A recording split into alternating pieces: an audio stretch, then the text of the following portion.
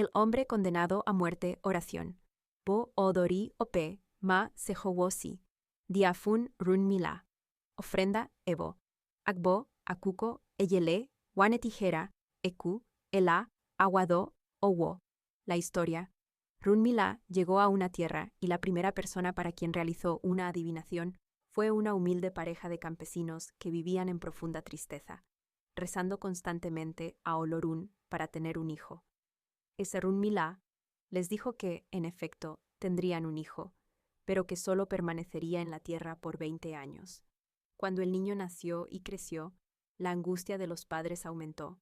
La madre volvió a consultar a Runmila, quien le recomendó que bendijera siempre a su hijo con alegría y nunca con tristeza.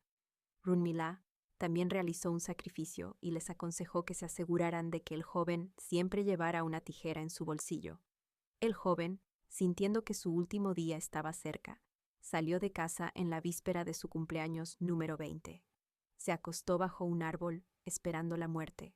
Mientras yacía allí, vio descender una cuerda del cielo, la cual comenzó a enroscarse alrededor de su cuello.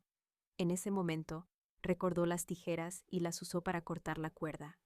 Durmió profundamente y a la mañana siguiente despertó sano y salvo. Regresó a su hogar, donde encontró a sus padres y a su prometida vestidos de luto. Al verlo vivo, todos se llenaron de alegría y dieron gracias a Runmila.